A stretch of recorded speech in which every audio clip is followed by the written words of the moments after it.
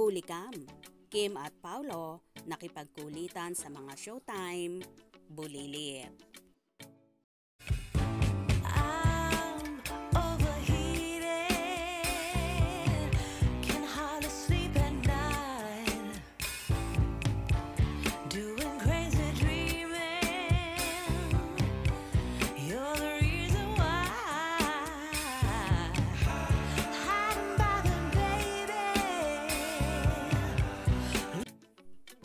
May video ngang lumabas kung saan nakikipagkulitan ang napapabalitang magkasintahan na sina Kim Chiu at Paolo Avellino sa It's Showtime bulilit na sina Chase, Argus at Ariana.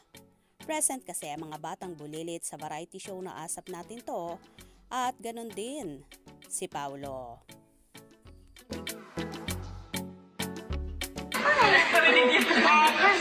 Wala na siyang choice. Alam mo may choice.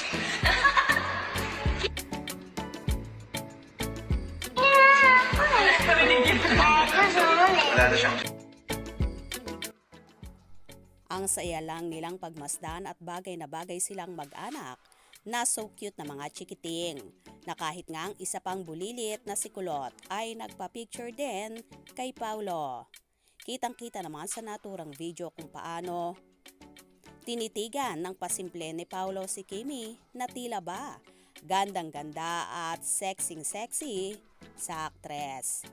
Nagkaroon nga ng recording sina Kim at Paulo para sa gaganaping show nila sa Dubai na magaganap this coming June 9, 2024 para sa Kalayaan Caravan kung saan inaabangan na sila ng ating mga kababayan.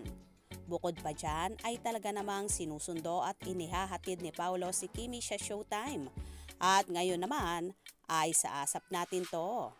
Tuwang-tuwa naman ang mga Kim Pao supporters sa mga paayuda palagi ng Chiu Pao na inaasahan nila na balang araw ay aamin na rin sa kanilang relasyon. Malakas kasi ang umuugong na chika na nagkakamabutihan na nga ang Kim Pao at hindi lang ito pang big screen. Kahit nga ang mga kasamahan ni Kimi sa Showtime, tila marami ang nalalaman. Well, kung gusto muna nilang maging pribado ang kanilang pag-iibigan, ibigay at irespeto natin sila. Malamang nasa stage pa sila ng getting to know each other, kaya wait lang tayo sa iba pang magaganap. For sure naman, hindi rin magtatagal yan at aamin din sila sa publiko.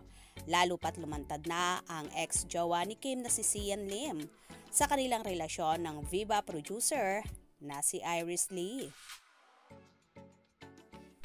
May isa pa marahil na iniiwasan ang Kim Pao kaya ayaw pang lumantad ito.